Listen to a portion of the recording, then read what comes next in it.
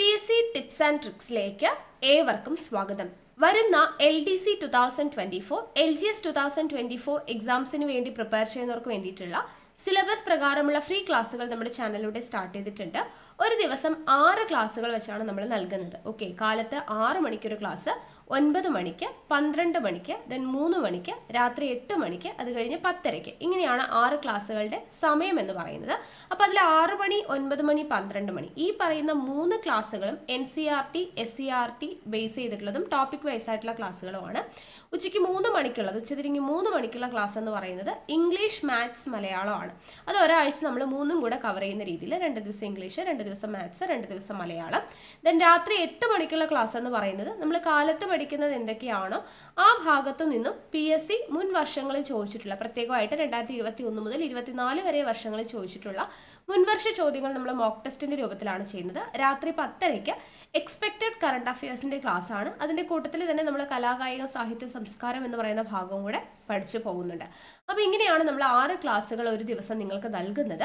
അപ്പോൾ മാക്സിമം ക്ലാസ്സുകൾ കണ്ട് പ്രയോജനപ്പെടുത്തുക. ഞാൻ എപ്പോഴും പറയുന്നത് പോലെ ക്ലാസ് കേൾക്കാനിരിക്കുമ്പോൾ ചുമ്മാതിരിക്കാതെ ഒരു നോട്ട്ബുക്കും പെന്നും കയ്യിൽ വെച്ച് നോട്ട്സ് തയ്യാറാക്കിയിട്ട് വേണം നിങ്ങൾ പഠിക്കാനായിട്ട്.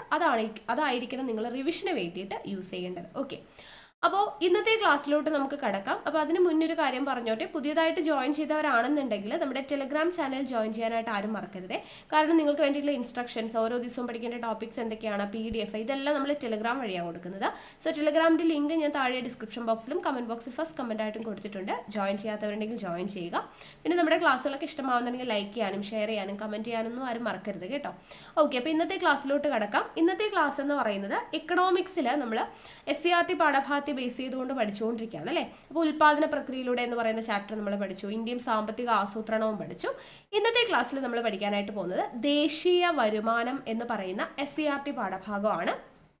അപ്പോൾ SCERT പാഠഭാഗം വെച്ച് നിങ്ങൾ ഈ ദേശീയ വരുമാനം പഠിക്കുക. ഇതിൻ്റെ ഡീറ്റെയിൽഡ് ആയിട്ടുള്ള വേർഷൻ നമുക്ക് GDP, GNP, NNP എന്നൊക്കെ പറഞ്ഞ് ഒരുപാട് ഡീറ്റെയിൽഡ് ആയിട്ട് പഠിക്കാനുണ്ട്. അതിൻ്റെ പ്രോബ്ലംസ് ഒക്കെ പഠിക്കാനുണ്ട്. അത് നമുക്ക് സെപ്പറേറ്റ് ചെയ്യാൻ പറഞ്ഞു. നമ്മൾ സെപ്പറേറ്റ് ചെയ്ത ടോപ്പിക് വൈസ് ആയിട്ട് ഇന്ത്യൻ കോൺസ്റ്റിറ്റ്യൂഷൻ നമ്മൾ എങ്ങനെയാണോ എടുത്തത് അതുപോലെ ടോപ്പിക് വൈസ് ആയിട്ട് നമ്മൾ ക്ലാസ് സ്റ്റാർട്ട് ചെയ്യുന്നുണ്ട് SCERT കഴിഞ്ഞ ഉടനെ തന്നെ. അപ്പോൾ ആ ഒരു രീതിക്ക് നമ്മളത് ഡീറ്റെയിൽഡ് ആയിട്ട് പഠിക്കും. ഇപ്പോൾ SCERT ബേസ് ചെയ്തിട്ടുള്ള കാര്യങ്ങൾ നമുക്ക് പഠിച്ചു പോകാം. അപ്പോൾ ദേശീയ വരുമാനം എന്ന് പറയുന്ന എക്കണോമിക്സിന്റെ ഭാഗത്തുള്ള SCERT പാഠഭാഗത്തിലേക്ക് നമുക്ക് കടക്കാം.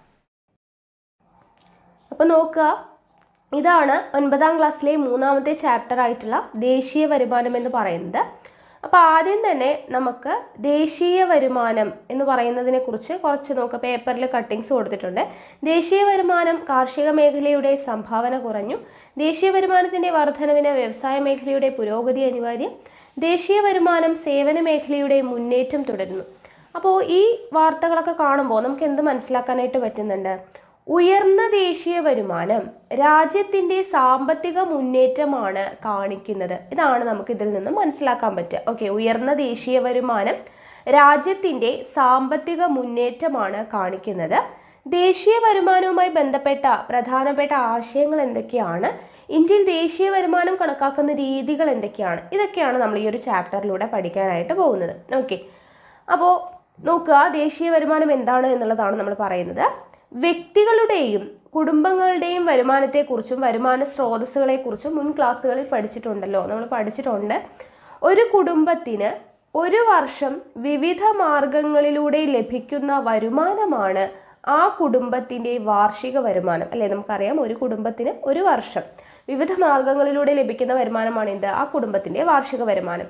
അപ്പോൾ ദേശീയ വരുമാനം എന്ന് പറയുന്നത് എന്താണ്? ഒരു രാജ്യത്തിൻ്റെ ഒരു വർഷത്തെ മൊത്തം വരുമാനമാണ് ദേശീയ വരുമാനമായിട്ട് കണക്കാക്കുന്നത്. ഓക്കെ, ഒരു രാജ്യത്തിൻ്റെ ഒരു വർഷത്തെ മൊത്തം വരുമാനമാണ് എന്ത്? ദേശീയ വരുമാനമായിട്ട് കണക്കാക്കുന്നത്.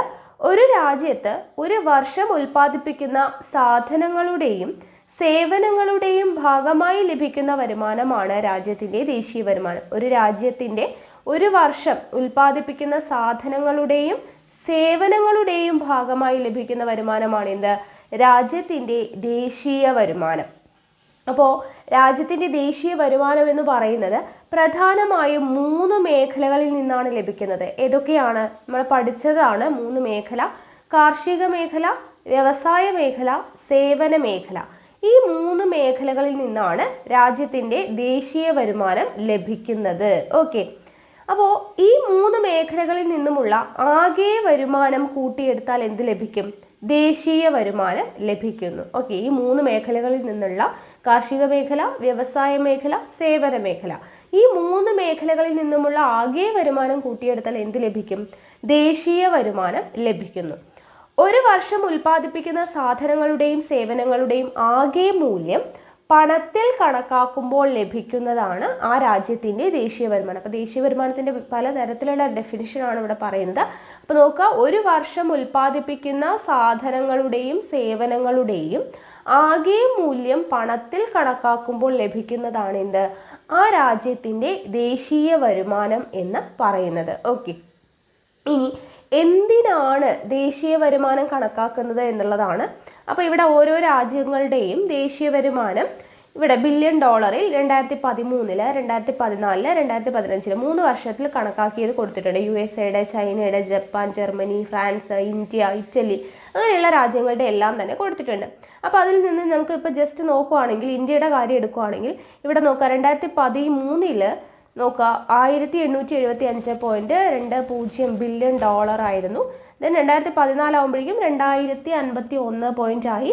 ദെൻ 2015 ആകുമ്പോഴേക്കും 2182 അപ്പോൾ ദേശീയ വരുമാനം കുറച്ച് കൂടിയിട്ടാണ് ഇന്ത്യയുടെ കാര്യത്തിൽ വരുന്നത്. അതായത് എന്താണ്? അപ്പോൾ ഇന്ത്യയുടെ ഒരു സാമ്പത്തിക മുന്നേറ്റമാണ് അതിലൂടെ നമുക്ക് മനസ്സിലാക്കാൻ പറ്റുന്നത്. ഓക്കെ, അപ്പോൾ നമുക്ക് ദേശീയ വരുമാനം കണക്കാക്കുന്നതിലൂടെ ഓരോ രാജ്യത്തിൻ്റെയും സാമ്പത്തിക മുന്നേറ്റം കൂടി വരികയാണോ കുറഞ്ഞു വരികയാണോ എന്നൊക്കെ മനസ്സിലാക്കാനായിട്ട് പറ്റും.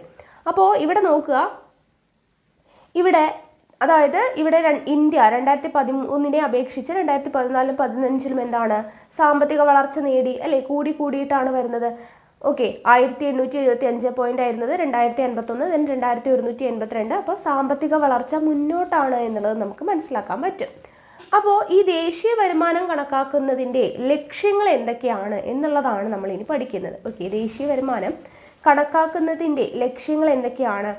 ഒന്ന്, സമ്പദ്ഘടനയിലെ വിവിധ മേഖലകളുടെ സംഭാവന വിലയിരുത്തുന്നതിന്. നമ്മൾ പറഞ്ഞു ദേശീയ വരുമാനം കണക്കാക്കുന്നത് കാർഷിക മേഖലയിലെയും വ്യവസായ മേഖലയിലെയും സേവന മേഖലയിലെയും അല്ലേ, അതിലെ മൊത്തം വരുമാനം കണക്കാക്കുന്നതാണ് ദേശീയ വരുമാനം എന്ന് പറഞ്ഞു. അപ്പോൾ സമ്പദ്ഘടനയിലെ വിവിധ മേഖലകളുടെ സംഭാവന എത്രത്തോളം ഉണ്ട് എന്ന് വിലയിരുത്തുന്നതിന് നമ്മളെ എന്ത് സഹായിക്കുന്നുണ്ട്?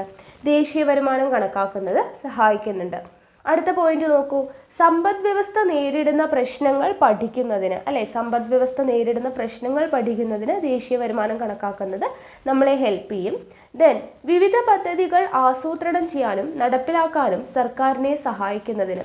അപ്പോൾ ദേശീയ വരുമാനത്തിൽ കൂടുതൽ സാമ്പത്തിക വളർച്ച കൂടുതലാണോ കുറവാണോ എങ്ങനെയാണ് പോകുന്നത് എന്നുള്ളതിനനുസരിച്ച് വിവിധ പദ്ധതികൾ ആസൂത്രണം ചെയ്യാനും നടപ്പിലാക്കാനും സർക്കാരിനെ സഹായിക്കും. ഏതു മേഖലയിൽ നിന്നാണ് കുറവ്, ഏത് മേഖലയിലാണ് കൂടുതൽ സംഭാവന ലഭിക്കുന്നത്, അപ്പോൾ അതെല്ലാം നോക്കിയിട്ട് വിവിധ പദ്ധതികൾ ആസൂത്രണം ചെയ്യാനായിട്ടും നടപ്പിലാക്കാനായിട്ടും സർക്കാരിനെ സഹായിക്കുന്നതിന് ദേശീയ വരുമാനം ഹെൽപ്പ് ചെയ്യുന്നുണ്ട്. ദെൻ ഉൽപാദനം, വിതരണം, ഉപഭോഗം തുടങ്ങിയ സാമ്പത്തിക പ്രവർത്തനങ്ങളുടെ പരിമിതികളും മേന്മകളും കണ്ടെത്തുന്നതിന്. അപ്പോൾ ഇതൊക്കെയാണ് ദേശീയ വരുമാനം കണക്കാക്കുന്നതിന് ലക്ഷ്യങ്ങൾ എന്ന് പറയുന്നത്. എന്തൊക്കെയാണ്? സമ്പദ്ഘടനയിലെ വിവിധ മേഖലകളുടെ സംഭാവന വിലയിരുത്തുന്നതിന്, സമ്പദ് വ്യവസ്ഥ നേരിടുന്ന പ്രശ്നങ്ങൾ പഠിക്കുന്നതിന്, വിവിധ പദ്ധതികൾ ആസൂത്രണം ചെയ്യാനും നടപ്പിലാക്കാനും സർക്കാരിനെ സഹായിക്കുന്നതിന്, ഉൽപാദനം, വിതരണം, ഉപഭോഗം തുടങ്ങിയ സാമ്പത്തിക പ്രവർത്തനങ്ങളുടെ പരിമിതികളും മേന്മകളും കണ്ടെത്തുന്നതിന്.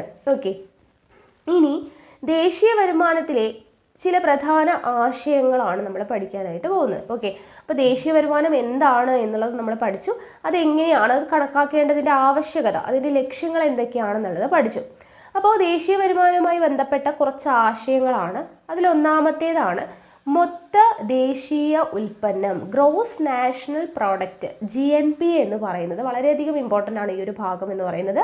നോക്കുക, മൊത്ത ദേശീയ ഉൽപ്പന്നം എന്താണ്? മൊത്ത ദേശീയ ഉൽപ്പന്നം അല്ലെങ്കിൽ ഗ്രോസ് നാഷണൽ പ്രോഡക്റ്റ് എന്ന് പറയുന്നത്. നോക്കുക, മൊത്ത ദേശീയ ഉൽപ്പന്നം എന്നത് ദേശീയ വരുമാനത്തിൻ്റെ ഒരു പ്രധാന ആശയമാണ്. രാജ്യത്ത് ഉൽപ്പാദിപ്പിക്കപ്പെടുന്ന അന്തിമ ഉൽപ്പന്നങ്ങളുടെയും സേവനങ്ങളുടെയും അടിസ്ഥാനത്തിലാണ് മൊത്ത ദേശീയ ഉൽപ്പന്നം കണക്കാക്കുന്നത്.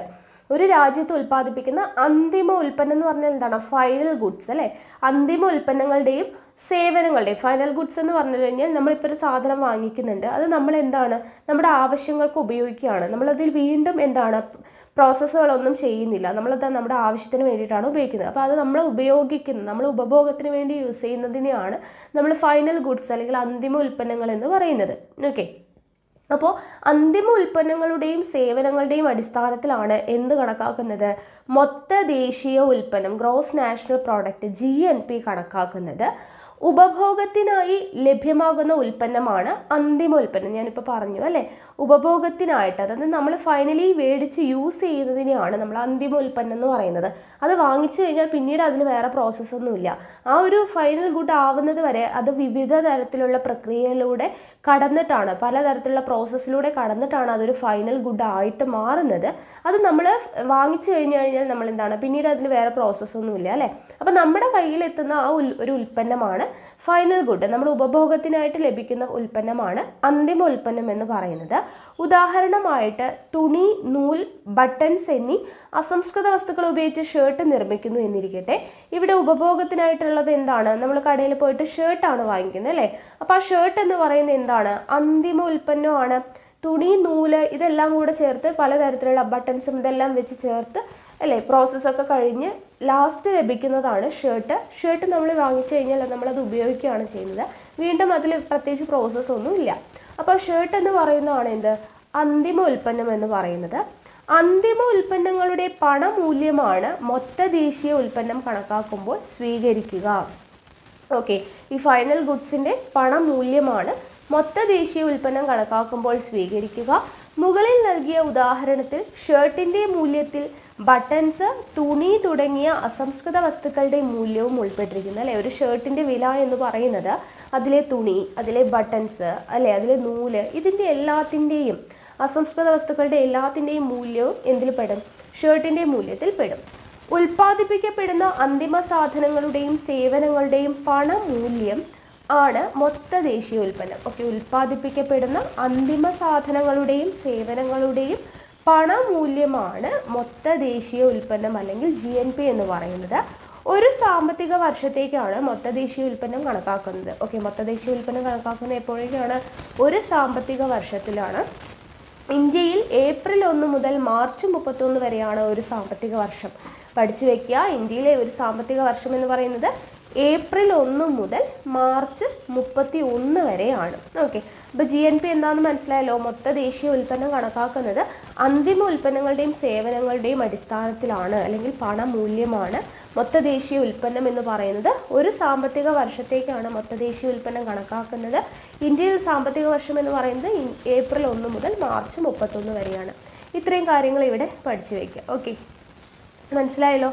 അടുത്തത് മൊത്ത ആഭ്യന്തര ഉൽപ്പന്നം അഥവാ ഗ്രോസ് ഡൊമസ്റ്റിക് പ്രോഡക്റ്റ് GDP എന്ന് പറയുന്നത്. ഓക്കെ, മൊത്ത ആഭ്യന്തര ഉൽപ്പന്നം അഥവാ GDP.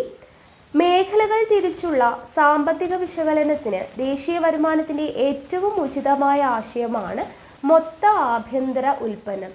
അപ്പോൾ നമ്മൾ പറഞ്ഞു എന്താണ് മേഖല അല്ലെ, 3 മേഖല പറഞ്ഞു: കാർഷിക മേഖല, വ്യവസായ മേഖല, സേവന മേഖല. ഇങ്ങനെ മേഖലകൾ തിരിച്ചുള്ള ഒരു സാമ്പത്തിക വിശകലനം നടത്താനായിട്ട്, അതായത് ഓരോ മേഖലയിൽ നിന്നും എത്രത്തോളം വരുമാനം ഉണ്ടായി എന്നുള്ള ഒരു വിശകലനം നടത്താനൊക്കെ ആയിട്ട് ദേശീയ വരുമാനത്തിന് ഏറ്റവും യോജിച്ച ഒരു ആശയമാണ് എന്താ?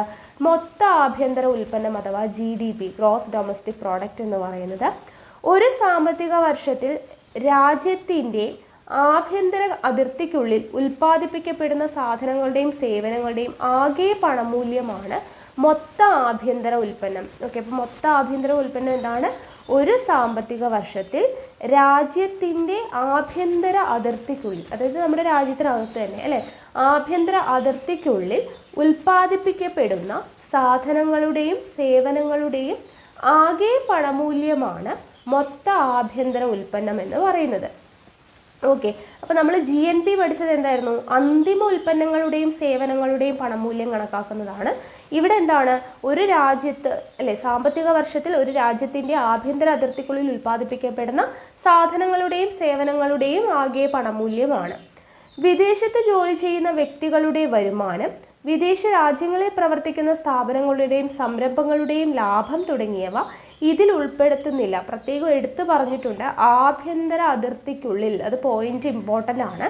ഒരു സാമ്പത്തിക വർഷത്തിൽ രാജ്യത്തിൻ്റെ ആഭ്യന്തര അതിർത്തിക്കുള്ളിൽ നമ്മുടെ രാജ്യത്ത് നിന്നും ഉൽപ്പാദിപ്പിക്കപ്പെടുന്ന സാധനങ്ങളുടെയും സേവനങ്ങളുടെയും ആകെ പണമൂല്യമാണ് മൊത്താഭ്യന്തര ഉൽപ്പന്നം. അതായത് വിദേശത്ത് ജോലി ചെയ്ത് കിട്ടുന്ന വ്യക്തികളുടെ വരുമാനമോ വിദേശ രാജ്യങ്ങളിൽ പ്രവർത്തിക്കുന്ന സ്ഥാപനങ്ങളുടെയും സംരംഭങ്ങളുടെയും ലാഭമോ ഒന്നും തന്നെ ഏതിൽ വരുന്നില്ല? GDPയിൽ വരുന്നില്ല.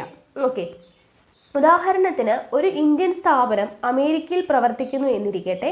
സ്ഥാപനത്തിൻ്റെ ലാഭം അമേരിക്കൻ GDPയിൽ ഉൾപ്പെടുത്തുമ്പോൾ ഇന്ത്യൻ GNPയിലാണ് ഉൾപ്പെടുത്തുന്നത്. ഓക്കെ, അപ്പോൾ നമ്മുടെ ഇന്ത്യയുടെ സ്ഥാപനമാണ്, പക്ഷെ അത് അമേരിക്കയിലാണ് പ്രവർത്തിക്കുന്നത്. അപ്പോൾ അമേരിക്കക്കാർ അവരുടെ GDP കണക്കാക്കുമ്പോൾ അവരുടെ GDPയിൽ എന്തുൾപ്പെടും? ഈ ഇന്ത്യൻ സ്ഥാപനത്തിൻ്റെ വരുമാനം വരും. പക്ഷേ ഇന്ത്യയിൽ GDP എന്ന് പറയുന്നതിൽ ഇത് വരില്ല. ഓക്കെ, GDP എന്ന് പറഞ്ഞാൽ നമ്മുടെ ഇന്ത്യയുടെ ഉള്ളിൽ രാജ്യത്തിനകത്താണ്, പക്ഷെ ഇത് അമേരിക്കയിലാകുമ്പോൾ നമ്മുടെ ഏതിലാണ് വരിക? GNPയിലാണ് വരിക.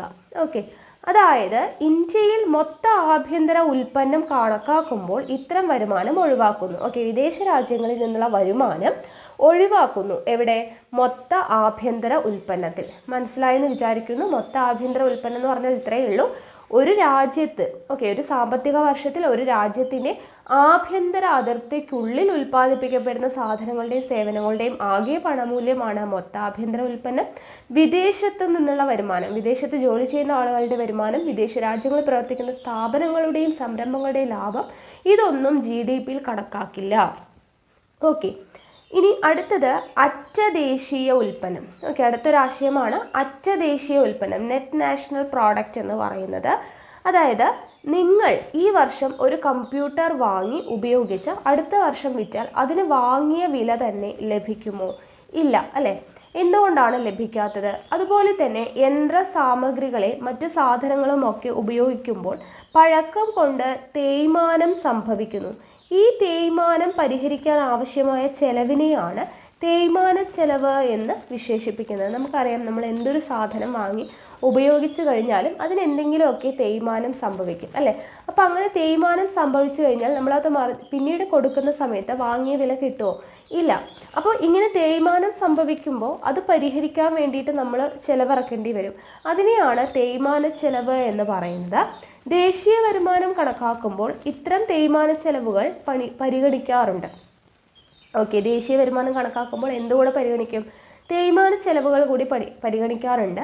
മൊത്ത ദേശീയ ഉൽപ്പന്നത്തിൽ, അതായത് GNPയിൽ നിന്ന് തേയ്മാന ചെലവ് കുറയ്ക്കുമ്പോൾ ലഭ്യമാകുന്നതിനെയാണ് അറ്റദേശീയ ഉൽപ്പന്നം എന്ന് പറയുന്നത്.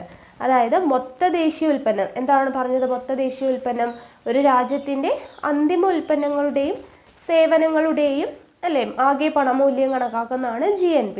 അപ്പോൾ ഒരു രാജ്യത്തിൻ്റെ GNPയിൽ നിന്നും എന്ത് കുറയ്ക്കുമ്പോൾ?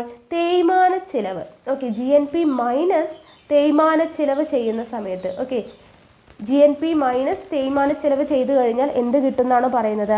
അറ്റദേശീയ ഉൽപ്പന്നം. ഒരു രാജ്യത്തിൻ്റെ GNPയിൽ നിന്നും, മൊത്ത ദേശീയ ഉൽപ്പന്നത്തിൽ നിന്നും തേയ്മാന ചിലവ് കുറയ്ക്കുമ്പോൾ ലഭ്യമാകുന്നതാണ് അറ്റദേശീയ ഉൽപ്പന്നം എന്ന് പറയുന്നത്. ഓക്കെ, NNP എന്ന് പറയുന്നത് നെറ്റ് നാഷണൽ പ്രോഡക്റ്റ്.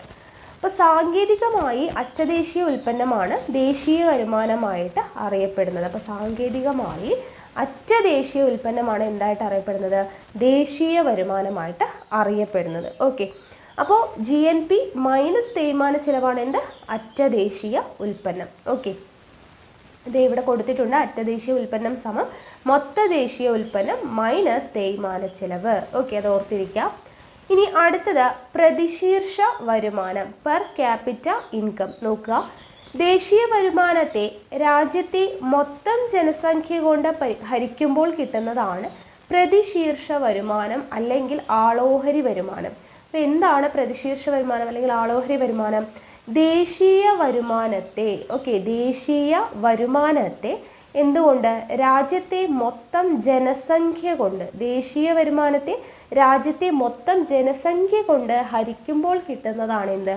പ്രതിശീർഷ വരുമാനം അല്ലെങ്കിൽ ആളോഹരി വരുമാനം എന്ന് പറയുന്നത്. ഓക്കെ, അപ്പോൾ രാജ്യങ്ങളെ തമ്മിൽ താരതമ്യം ചെയ്യാനും രാജ്യങ്ങളുടെ സാമ്പത്തിക നില മനസ്സിലാക്കാനും പ്രതിശീർഷ വരുമാനം സഹായിക്കുന്നു. ഓക്കെ, രാജ്യങ്ങളെ തമ്മിൽ താരതമ്യം ചെയ്യാനും രാജ്യങ്ങളുടെ സാമ്പത്തിക നില മനസ്സിലാക്കാനുമാണ് പ്രതിശീർഷ വരുമാനം സഹായിക്കുന്നത്. പ്രതിശീർഷ വരുമാനം നോക്കുക, ദേശീയ വരുമാനം ഡിവൈഡഡ് ബൈ ആകെ ജനസംഖ്യ. ഈ ഇക്വേഷൻ പഠിച്ചു വെക്കുക. ഓക്കെ ആണല്ലോ. ഇനി അപ്പോൾ ഇത്രയും നേരം നമ്മൾ ദേശീയ വരുമാനവുമായി ബന്ധപ്പെട്ട പ്രധാനപ്പെട്ട ആശയങ്ങളാണ് പഠിച്ചത്. GNP, GDP, NNP അല്ലേ, ഇതെല്ലാം പഠിച്ചു. പ്രതിശീർഷ വരുമാനം പഠിച്ചു. ഇനി അടുത്തത് ദേശീയ വരുമാനം എങ്ങനെയാണ് കണക്കാക്കുന്നത് എന്നുള്ളതാണ് നമ്മൾ പഠിക്കുന്നത്. ഓക്കെ, ദേശീയ വരുമാനത്തെ അടിസ്ഥാനമാക്കിയാണ് ഒരു രാജ്യത്തിൻ്റെ സാമ്പത്തിക സ്ഥിതി കണക്കാക്കുന്നത്. നമ്മൾ പഠിച്ചു അല്ലേ, ഫസ്റ്റ് തന്നെ പറഞ്ഞു. ദേശീയ വരുമാനത്തെ അടിസ്ഥാനമാക്കിയാണ് ഒരു രാജ്യത്തിൻ്റെ സാമ്പത്തിക സ്ഥിതി കണക്കാക്കുന്നത്. സാമ്പത്തിക അഭിവൃദ്ധിക്ക് ഉൽപാദനം വർദ്ധിപ്പിക്കേണ്ടത് അനിവാര്യമാണ്. ഓക്കെ, സാമ്പത്തിക അഭിവൃദ്ധിക്ക് എന്ത് ചെയ്യണം? ഉൽപാദനം വർദ്ധിപ്പിക്കേണ്ടത് അനിവാര്യമാണ്.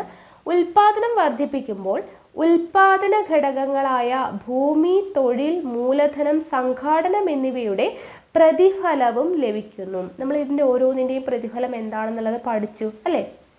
അപ്പോൾ ഉൽപാദനം വർദ്ധിപ്പിക്കുമ്പോൾ ഉൽപാദന ഘടകങ്ങളായിട്ടുള്ള ഭൂമി, തൊഴിൽ, മൂലധനം, സംഘാടനം എന്നിവയുടെ പ്രതിഫലവും വർദ്ധിക്കുന്നു. പ്രതിഫലങ്ങളായിട്ടുള്ള പാട്ടം അല്ലെ, ഭൂമിയുടെ പ്രതിഫലമാണ് പാട്ടം, അതുപോലെ തൊഴിലിൻ്റെ പ്രതിഫലമാണ് കൂലി, മൂലധനത്തിൻ്റെ പ്രതിഫലമാണ് പലിശ, സംഘാടനത്തിൻ്റെ പ്രതിഫലമാണ് എന്ത്? ലാഭം എന്ന് പറയുന്നത്. അപ്പോൾ ഇതെല്ലാം വർദ്ധിക്കും. പാട്ടം, കൂലി, പലിശ, ലാഭം എന്നിവ വർദ്ധിക്കുന്നതിൻ്റെ ഫലമായി ഉപഭോഗത്തിനും നിക്ഷേപത്തിനും കൂടുതൽ തുക ചെലവഴിക്കുന്നു. ഉൽപാദനം, വരുമാനം, ചെലവ് എന്നിവ പരസ്പരം ബന്ധപ്പെട്ടിരിക്കുന്നു. ദേശീയ വരുമാനം കണക്കാക്കുന്നതിന് 3 രീതികളാണ് അവലംബിക്കുന്നത്. ഓക്കെ, ഇപ്പോൾ ഇവിടെ ഒരു സർക്കിൾ പോലെ കൊടുത്തിട്ട് നോക്കുക. ഉൽപാദനം വർദ്ധിക്കുന്നു. ഉൽപാദനം വർദ്ധിച്ചാൽ എന്ത് വർദ്ധിക്കും? വരുമാനം വർദ്ധിക്കുന്നു. വരുമാനം വർദ്ധിക്കുമ്പോൾ ചെലവ് വർദ്ധിക്കുന്നു. ഇങ്ങനെയാണ് ഓക്കെ അത് പോകുന്നത്. ഇനി ഇവിടെ ദേശീയ വരുമാനം കണക്കാക്കുന്നതിൻ്റെ 3 രീതികൾ വളരെയധികം ഇമ്പോർട്ടൻ്റ് ആണ്. അപ്പോൾ എങ്ങനെയൊക്കെയാണ് ദേശീയ വരുമാനം കണക്കാക്കുന്നത് എന്ന് ചോദിച്ചു കഴിഞ്ഞാൽ 3 രീതിയുണ്ട്. 1 ഉൽപാദന രീതി, 2 വരുമാന രീതി, 3 ചെലവ് രീതി. ഓക്കെ, ഉൽപാദന രീതി, വരുമാന രീതി, ചെലവ് രീതി, ഇങ്ങനെ 3 രീതിയിലാണ് ദേശീയ വരുമാനം കണക്കാക്കുന്നത്. ആദ്യത്തേത് ഉൽപാദന രീതി അല്ലെങ്കിൽ പ്രൊഡക്റ്റ് മെത്തേഡ് എന്ന് പറയുന്നത് നോക്കുക. പ്രാഥമിക, ദ്വിതീയ, തൃതീയ മേഖലകളിൽ ഉൽപ്പാദിപ്പിക്കപ്പെടുന്ന സാധനങ്ങളുടെയും സേവനങ്ങളുടെയും ആകെ പണമൂല്യം കണ്ടെത്തി ദേശീയ വരുമാനം കണക്കാക്കുന്ന രീതിയാണ് ഉൽപാദന രീതി. എന്താണ് ഉൽപാദന രീതി? പ്രാഥമിക, ദ്വിതീയ, തൃതീയ മേഖലകൾ എന്ന് വെച്ചാൽ എന്താണ്? കാർഷിക, വ്യവസായ, സേവന മേഖലകൾ. ഓക്കെ, പ്രാഥമിക, ദ്വിതീയ, തൃതീയ മേഖലകളിൽ ഉൽപ്പാദിപ്പിക്കപ്പെടുന്ന സാധനങ്ങളുടെയും സേവനങ്ങളുടെയും ആകെ പണമൂല്യം കണ്ടെത്തി ദേശീയ വരുമാനം കണക്കാക്കുന്ന രീതിയാണ് ഉൽപാദന രീതി എന്ന് പറയുന്നത്. ദേശീയ വരുമാനത്തിൽ വിവിധ മേഖലകളുടെ പങ്കാളിത്തം എത്രത്തോളം ഉണ്ടെന്നും ഏതു മേഖലയാണ് കൂടുതൽ സംഭാവന ചെയ്യുന്നതെന്നും വിലയിരുത്താൻ ഉൽപാദന രീതി സഹായകമാണ്. ഓക്കെ, അപ്പോൾ നമ്മൾ പറഞ്ഞു ഓരോ മേഖലകളിലും ഉൽപ്പാദിപ്പിക്കപ്പെടുന്ന കാർഷിക മേഖലയിലും വ്യവസായ മേഖലയിലും സേവന മേഖലയിലും ഉൽപ്പാദിപ്പിക്കപ്പെടുന്ന സാധനങ്ങളുടെയും സേവനങ്ങളുടെയും ആകെ പണമൂല്യം ദേശീയ വരുമാനം ഒക്കെ കണക്കാക്കുന്ന രീതിയാണ് ഉൽപാദന രീതി എന്ന് പറയുന്നത്. അപ്പോൾ നമുക്ക് എന്ത് മനസ്സിലാക്കാം? ദേശീയ വരുമാനത്തിൽ വിവിധ മേഖലകളുടെ പങ്കാളിത്തം അല്ലെ, ഓരോ മേഖലയും സെപ്പറേറ്റ് നമ്മൾ കണക്കാക്കുമ്പോൾ ഓരോ മേഖലകളുടെയും പങ്കാളിത്തം എത്രത്തോളം ഉണ്ട്, ഏതു മേഖലയാണ് കൂടുതൽ സംഭാവന ചെയ്യുന്നത്, ഇതെല്ലാം മനസ്സിലാക്കാനായിട്ട് എന്ത് സഹായിക്കും? ഉൽപാദന രീതി സഹായിക്കും. ഓക്കെ, അപ്പോൾ ഇതാണ് ഉൽപാദന രീതി അല്ലെങ്കിൽ പ്രോഡക്റ്റ് മെത്തേഡ് എന്ന് പറയുന്നത്. അടുത്തത് വരുമാന രീതിയാണ്, ഇൻകം മെത്തേഡാണ്. നോക്കുക, ഉൽപാദന ഘടകങ്ങൾക്ക് ലഭിക്കുന്ന പ്രതിഫലമാണ് വരുമാനം എന്ന് നമുക്കറിയാം അല്ലേ. ഉൽപാദന ഘടകങ്ങൾക്ക് ഇപ്പോൾ ഭൂമിയുടെ വരുമാനം പാട്ടമാണ്, തൊഴിലിൻ്റെ വരുമാനം കൂലിയാണ്, നമ്മൾ പഠിച്ചതല്ലേ. അപ്പോൾ ഉൽപാദന ഘടകങ്ങൾക്ക് ലഭിക്കുന്ന പ്രതിഫലമാണ് വരുമാനം എന്ന് നമുക്കറിയാം. ഉൽപാദന ഘടകങ്ങളിൽ നിന്ന് ലഭിക്കുന്ന പാട്ടം, വേതനം, പലിശ, ലാഭം എന്നിവയുടെ അടിസ്ഥാനത്തിൽ ദേശീയ വരുമാനം കണക്കാക്കുന്ന സമ്പ്രദായമാണ് വരുമാന രീതി. ഓക്കെ, അപ്പോൾ വരുമാനത്തിൻ്റെ അടിസ്ഥാനത്തിലാണ് ദേശീയ വരുമാനം. അപ്പോൾ വരുമാനം എന്ന് പറയുമ്പോൾ ഏതൊക്കെയാണ്? വേതനം, പലിശ, ലാഭം, പാട്ടം, ഇതൊക്കെയാണ് അല്ലേ അതിൻ്റെ വരുമാനം എന്ന് പറയുന്നത്. ഉൽപാദന ഘടകങ്ങളിൽ നിന്ന് ലഭിക്കുന്ന പാട്ടം, വേതനം, പലിശ, ലാഭം എന്നിവയുടെ അടിസ്ഥാനത്തിൽ ദേശീയ വരുമാനം കണക്കാക്കുന്ന സമ്പ്രദായമാണ് വരുമാന രീതി. ഓരോ ഉൽപാദന ഘടകത്തിൻ്റെയും ദേശീയ വരുമാനത്തിലുള്ള സംഭാവന വേർതിരിച്ചറിയാൻ ഈ രീതിയിലൂടെ സാധ്യമാണ്, അല്ലെ? ഓരോ ഉൽപാദന ഘടകത്തിൻ്റെയും ദേശീയ വരുമാനത്തിലുള്ള സംഭാവന എത്രത്തോളം ഉണ്ട്, എങ്ങനെയാണ് എന്നുള്ളത് വേർതിരിച്ചറിയാനായിട്ട് നമുക്ക് വരുമാന രീതി ഹെൽപ്പ് ചെയ്യും. ഓക്കെ, ഇൻകം മെത്തേഡ് ഹെൽപ്പ് ചെയ്യും. ഇനി അടുത്തതാണ് ചെലവ് രീതി. ഓക്കെ, അപ്പോൾ ചെലവ് രീതി അല്ലെങ്കിൽ എക്സ്പെൻഡിച്ചർ മെത്തേഡ് എന്ന് പറയുന്നത് എന്താണ്? ഒരു വർഷത്തിൽ വ്യക്തികളും സ്ഥാപനങ്ങളും സർക്കാരും ആകെ ചെലവഴിക്കുന്ന തുക കണ്ടെത്തുക വഴി ദേശീയ വരുമാനം കണക്കാക്കുന്നതാണ് ചെലവ് രീതി. ഓക്കെ, ഒരു വർഷത്തിൽ വ്യക്തികളും സ്ഥാപനങ്ങളും സർക്കാരും ആകെ ചെലവഴിക്കുന്ന തുക കണ്ടെത്തുന്നത് വഴി ദേശീയ വരുമാനം കണക്കാക്കുന്നതിനെയാണ് ചെലവ് രീതി എന്ന് പറയുന്നത്. സാമ്പത്തിക ശാസ്ത്രത്തിൽ സാധനങ്ങളും സേവനങ്ങളും വാങ്ങുന്ന ചെലവിനോടൊപ്പം നിക്ഷേപവും ചെലവായിട്ടാണ് കണക്കാക്കുന്നത്. ഓക്കെ, സാധനങ്ങളും സേവനങ്ങളും വാങ്ങുന്നത് മാത്രമല്ല, നിക്ഷേപം എന്ന് പറയുന്നത് ചെലവായിട്ടാണ് കണക്കാക്കുന്നത്. ഉപഭോഗ ചെലവും, അതായത് കൺസപ്ഷൻ എക്സ്പെൻഡിച്ചറും നിക്ഷേപ ചെലവും, ഓക്കെ, ഇൻവെസ്റ്റ്മെന്റ് എക്സ്പെൻഡിച്ചറും സർക്കാർ ചെലവും ഗവൺമെന്റ് എക്സ്പെൻഡിച്ചറും കൂടിച്ചേരുമ്പോഴാണ് ആകെ ചെലവ് ലഭിക്കുന്നത്. ഓക്കെ, ഉപഭോഗ ചെലവ്, നിക്ഷേപ ചെലവ്, സർക്കാർ ചെലവ്, ഇത് മൂന്നും കൂടെ കൂട്ടുമ്പോഴാണ് ആകെ ചെലവ് ലഭിക്കുന്നത്. ഓക്കെ, അപ്പോൾ ഇത് ഏത് മെത്തേഡിൽ നമ്മളിപ്പോൾ കണക്കാക്കി കഴിഞ്ഞാലും ദേശീയ വരുമാനം എന്തായിരിക്കും? ഒന്ന് തന്നെ ആയിരിക്കും. ഓക്കെ, ചെലവ് രീതി ആയിക്കോട്ടെ, വരുമാന രീതി ആയിക്കോട്ടെ, ഉൽപാദന രീതി ആയിക്കോട്ടെ, ഏത് രീതിയിലാണെങ്കിലും കണക്കാക്കി കഴിഞ്ഞാൽ ലാസ്റ്റ് ദേശീയ വരുമാനം എന്ത് തന്നെയായിരിക്കും നമുക്ക് കിട്ടുക? സെയിം തന്നെയായിരിക്കും, ഒന്ന് തന്നെയായിരിക്കും കിട്ടുന്നുണ്ടാവാം. ഓക്കെ, അപ്പോൾ ഈ മൂന്ന് മെത്തേഡ് മനസ്സിലായല്ലോ. ചെലവ് രീതി എന്ന് പറഞ്ഞാൽ എന്തായിരുന്നു? ഒരു വർഷത്തിൽ വ്യക്തികളും സ്ഥാപനങ്ങളും സർക്കാരും അല്ലേ ഉണ്ടാക്കുന്ന ആകെ ചെലവ്, ആ ഒരു തുക കണ്ടെത്തിയിട്ട് ദേശീയ വരുമാനം കണക്കാക്കുക. ഉപഭോഗ ചെലവ്, നിക്ഷേപ ചെലവ്, സർക്കാർ ചെലവ്, ഇത് മൂന്നും കൂടെ കൂട്ടുന്നതാണ് ആകെ ചെലവെന്ന് പറയുന്നത്. ദെൻ വരുമാന രീതി എന്ന് പറഞ്ഞാൽ എന്തായിരുന്നു? ഉൽപാദന ഘടകങ്ങൾക്ക് ലഭിക്കുന്ന പാട്ടം, വേതനം, പലിശ, ലാഭം എന്നിവയുടെ അടിസ്ഥാനത്തിൽ ദേശീയ വരുമാനം കണക്കാക്കുന്ന സമ്പ്രദായമാണ് വരുമാന രീതി എന്ന് പറയുന്നത്. അപ്പോൾ ഓരോ ഉൽപാദന ഘടകത്തിൻ്റെയും ദേശീയ വരുമാനത്തിലുള്ള സംഭാവന വേർതിരിച്ചറിയാനായിട്ട് ഇത് ഹെൽപ്പ് ചെയ്യും. ദെൻ ഉൽപാദന രീതി എന്തായിരുന്നു? പ്രാഥമിക, ദ്വിതീയ, തൃതീയ മേഖലകളിൽ ഉൽപ്പാദിപ്പിക്കുന്ന സാധനങ്ങളുടെയും സേവനങ്ങളുടെയും ആകെ പണമൂല്യം കണക്കാക്കുന്ന രീതിയാണ് ഉൽപാദന രീതി. ഓരോ മേഖലകളുടെയും പങ്കാളിത്തം എത്രത്തോളം ഉണ്ടെന്നുള്ളതും അവരുടെ സംഭാവന എന്താണ് എന്നുള്ളത് വിലയിരുത്താനും ഇത് ഹെൽപ്പ് ചെയ്യുന്നു. ഓക്കെ, അപ്പോൾ മൂന്ന് രീതി, ദേശീയ വരുമാനം കണക്കാക്കുന്ന മൂന്ന് രീതി എന്താണെന്ന് മനസ്സിലായല്ലോ. ഇനി ഇന്ത്യയുടെ ദേശീയ വരുമാനം കണക്കാക്കുന്നതിനുള്ള പ്രയാസങ്ങൾ എന്തൊക്കെയാണ്? ഓക്കെ, എന്തൊക്കെ ബുദ്ധിമുട്ടുകളാണ് ഇന്ത്യയുടെ ദേശീയ വരുമാനം കണക്കാക്കുമ്പോൾ ഉണ്ടാവുക എന്നുള്ളതാണ് പറയുന്നത്. ഇന്ത്യയിൽ ദേശീയ വരുമാനം കണക്കാക്കുന്നതിനുള്ള സർക്കാർ ഏജൻസി സെൻട്രൽ സ്റ്റാറ്റിസ്റ്റിക്കൽ ഓഫീസാണ്. ഓക്കെ, എവിടെയാണ് ഇന്ത്യയിൽ ദേശീയ വരുമാനം കണക്കാക്കുന്നത്? അതായത് സെൻട്രൽ സ്റ്റാറ്റിസ്റ്റിക്കൽ ഓഫീസാണ്. ഓക്കെ, ഇന്ത്യയിൽ ദേശീയ വരുമാനം കണക്കാക്കുന്നതിനുള്ള സർക്കാർ ഏജൻസിയാണ് സെൻട്രൽ സ്റ്റാറ്റിസ്റ്റിക്കൽ ഓഫീസ്, CSO എന്ന് പറയുന്നത് ഇമ്പോർട്ടൻ്റ് ആണ് കേട്ടോ. മുഖ്യമായും സർക്കാരിൻ്റെ ആസൂത്രണ വികസന പ്രവർത്തനങ്ങൾക്ക് വേണ്ടിയാണ് CSO കണക്കാക്കപ്പെടുന്നത്, അല്ലെങ്കിൽ അതിൻ്റെ കണക്കെടുപ്പ് നടത്തുന്നത്. ജനങ്ങൾ ഏർപ്പെട്ടിരിക്കുന്ന തൊഴിലുകളുടെയും തൊഴിൽ മേഖലകളുടെയും സ്ഥിതി മനസ്സിലാക്കാൻ CSOയുടെ ദേശീയ വരുമാന കണക്കുകൾ സഹായിക്കുന്നു. ഓക്കെ, ജനങ്ങൾ ഏർപ്പെട്ടിരിക്കുന്ന തൊഴിലുകളുടെയും തൊഴിൽ മേഖലകളുടെയും സ്ഥിതി മനസ്സിലാക്കാൻ CSOയുടെ ദേശീയ വരുമാന കണക്കുകൾ സഹായിക്കുന്നു. ഉൽപാദന രീതി, വരുമാന രീതി, ചെലവ് രീതി എന്നീ മൂന്ന് രീതികളും ഇന്ത്യയിൽ ദേശീയ വരുമാനം കണക്കാക്കാനായിട്ട് ഉപയോഗിക്കുന്നുണ്ട്. നമ്മൾ ഈ മേലെ പറഞ്ഞ മൂന്ന് രീതിയിലും ഇന്ത്യയിൽ എന്ത് ചെയ്യുന്നുണ്ട്? ദേശീയ വരുമാനം കണക്കാക്കുന്നുണ്ട്. ഇന്ത്യയിൽ ദേശീയ വരുമാനം കണക്കാക്കുന്നതിനുള്ള സർക്കാർ ഏജൻസി ഏതാണ്? സെൻട്രൽ സ്റ്റാറ്റിസ്റ്റിക്കൽ ഓഫീസാണ്, CSO ആണ്. ദേശീയ വരുമാനം കണക്കാക്കുന്നത് രാജ്യത്തിൻ്റെ സാമ്പത്തിക സ്ഥിതി മനസ്സിലാക്കാനാണെങ്കിലും ഈ ശ്രമകരമായ കാര്യത്തിന് ഒട്ടേറെ പ്രായോഗികവും ആശയപരവുമായിട്ടുള്ള പ്രശ്നങ്ങളുണ്ട്. ഓക്കെ, ദേശീയ വരുമാനം കണക്കാക്കി കഴിഞ്ഞാൽ നമുക്കൊരു രാജ്യത്തിൻ്റെ സാമ്പത്തിക സ്ഥിതി മനസ്സിലാക്കാൻ പറ്റും. പക്ഷേ ഇത് കണക്കാക്കുന്നതിന് കുറേയധികം പ്രശ്നങ്ങളുണ്ട്. ആ പ്രശ്നങ്ങളാണ് നമ്മൾ പഠിക്കുന്നത്. ഒന്ന്, വിശ്വാസയോഗ്യമായ സ്ഥിതിവിവര കണക്കിൻ്റെ അഭാവം ദേശീയ വരുമാനം കണക്കാക്കുന്നതിന് പ്രായോഗിക വൈഷമ്യം ഉണ്ടാക്കുന്നു. ഓക്കെ, വിശ്വാസയോഗ്യമായ സ്ഥിതിവിവര കണക്കിൻ്റെ അഭാവം ദേശീയ വരുമാനം കണക്കാക്കുന്നതിന് പ്രായോഗിക വൈഷമ്യം ഉണ്ടാക്കുന്നു.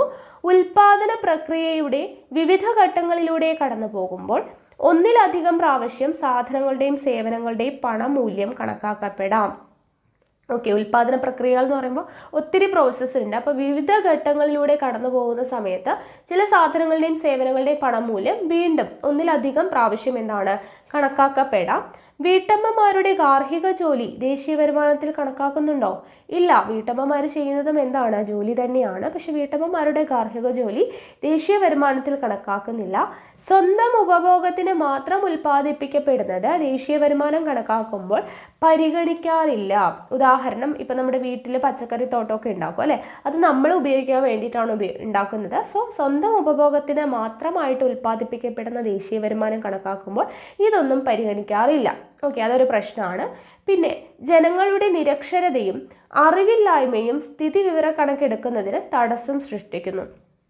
ഓക്കെ, ജനങ്ങളുടെ നിരക്ഷരതയും അറിവില്ലായ്മയും സ്ഥിതിവിവര കണക്കുകൾ എടുക്കുന്നതിന് തടസ്സം സൃഷ്ടിക്കുന്നു. സേവനങ്ങളുടെ പണമൂല്യം കണക്കാക്കുന്നതിനുള്ള പ്രായോഗിക ബുദ്ധിമുട്ട് ശരിയായ ദേശീയ വരുമാനം കണക്കാക്കുന്നതിനെ ബാധിക്കുന്നു. ഓക്കെ, സേവനങ്ങളുടെ പണമൂല്യം കണക്കാക്കുന്നതിനുള്ള ബുദ്ധിമുട്ട്. ഇപ്പോൾ നമുക്കൊരു ജോലിയുടെ വരുമാനം എന്ന് പറയുന്നത് ഈസി ആയിട്ട് കണക്കാക്കാം അല്ലെ. സേവനങ്ങളുടെ പണമൂല്യം എന്ന് പറയുന്നത് കുറച്ച് ബുദ്ധിമുട്ടുള്ള, പ്രായോഗികമായിട്ട് ബുദ്ധിമുട്ടുള്ള ഒരു കാര്യമാണ്. അത് ദേശീയ വരുമാനം കണക്കാക്കുന്നതിനെ ബാധിക്കുന്നുണ്ട്. ഉപഭോക്താക്കൾ അവരുടെ ചെലവ് കൃത്യമായി രേഖപ്പെടുത്തി സൂക്ഷിക്കാറില്ല അല്ലേ. നമുക്ക് വരുന്ന ചെലവുകൾ നമ്മൾ കറക്റ്റായിട്ട് സൂക്ഷിക്കണം, എങ്കിൽ മാത്രമാണ് ചെലവ് രീതിയിലൊക്കെ കറക്റ്റായിട്ട് അത് കിട്ടത്തുള്ളൂ. അപ്പോൾ ഉപഭോക്താക്കൾ അവരുടെ ചെലവ് കൃത്യമായിട്ട് രേഖപ്പെടുത്തി സൂക്ഷിക്കാറില്ല. അപ്പോൾ ഇങ്ങനെയുള്ള കാര്യങ്ങളൊക്കെ എന്താണ് ദേശീയ വരുമാനം കണക്കാക്കുന്നതിൽ വരുന്ന പ്രശ്നങ്ങളാണ്. ഇമ്പോർട്ടൻ്റ് ആണ്, വായിച്ചു പഠിക്കുക കേട്ടോ. ഓക്കെ, ഇനി അടുത്തത് ഇന്ത്യയിലെ ദേശീയ വരുമാനത്തിൽ വിവിധ മേഖലകളുടെ സംഭാവനയാണ് പറയുന്നത്. പ്രാഥമിക, ദ്വിതീയ, തൃതീയ മേഖലകളിൽ നിന്ന് ലഭിക്കുന്ന വരുമാനമാണ് രാജ്യത്തിൻ്റെ ദേശീയ വരുമാനം എന്ന് നമ്മൾ പഠിച്ചു. ഇന്ത്യയിലെ ഈ മേഖലകളിൽ നിന്ന് ലഭിക്കുന്ന GDP വിഹിതം എത്രയാണ് എന്നുള്ളത് കൊടുത്തിട്ടുണ്ട്. ഇന്ത്യയിലെ GDPയിലെ വിവിധ മേഖലകളുടെ വിഹിതം 2015-16 പ്രാഥമിക മേഖലയിൽ നോക്കുക 20.10, then 20.35, ഓക്കെ 19.56 എന്നൊക്കെ പറഞ്ഞിട്ട് ഇങ്ങനെ കൊടുത്തിട്ടുണ്ട്. വർഷങ്ങൾ കൂടുമ്പോൾ എന്താണ് കുറയുകയാണോ കൂടുകയാണോ ചെയ്യുന്നത് എന്നുള്ളതാണ് ഇവിടെ കൊടുത്തിട്ടുള്ളത്. അപ്പോൾ നമുക്ക് നോക്കിയാൽ അവിടെ ആകെ എന്ന് പറയുന്നത് 100 ആണ് ഇവിടെ കൊടുത്തിട്ടുള്ളത്.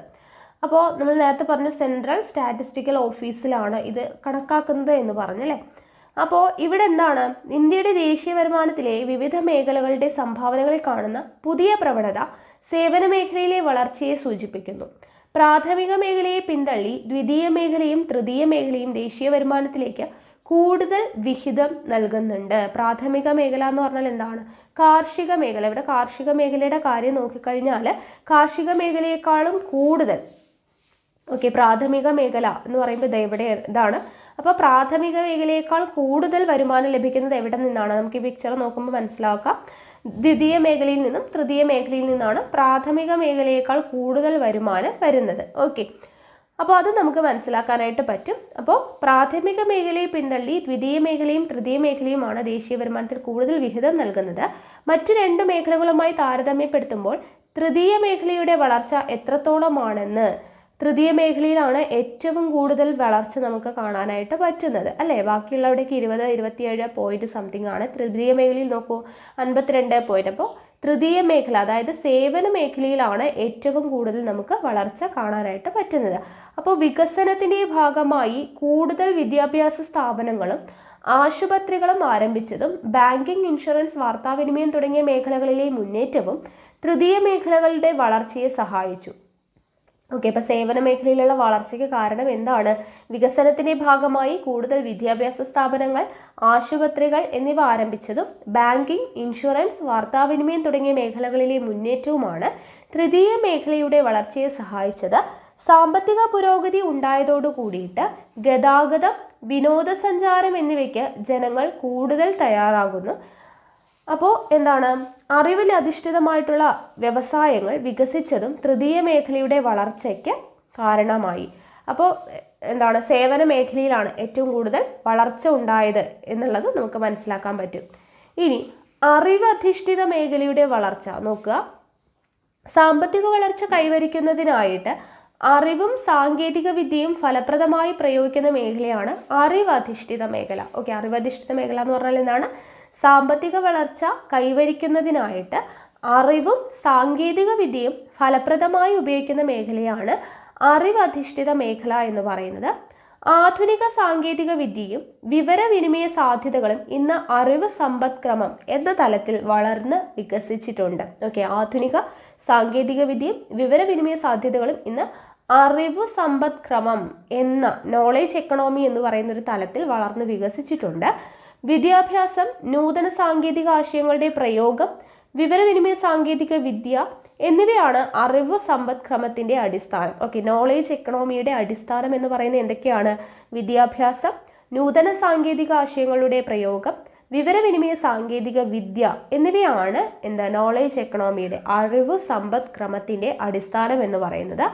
അറിവ് സമ്പദ്ക്രമത്തിന്റെ ഭൗതിക മൂലധനത്തിന്റെ ഉൽപാദനവും ഉപഭോഗവുമാണ് നടക്കുന്നത്. ഓക്കെ, അറിവ് സമ്പദ്ക്രമത്തിൽ എന്താണ് നടക്കുന്നത്? ഭൗതിക മൂലധനത്തിന്റെ ഇന്റലക്ച്വൽ ക്യാപിറ്റൽ, അതുപോലെ തന്നെ ഉൽപാദനവും ഉപഭോഗവുമാണ് നടക്കുന്നത്.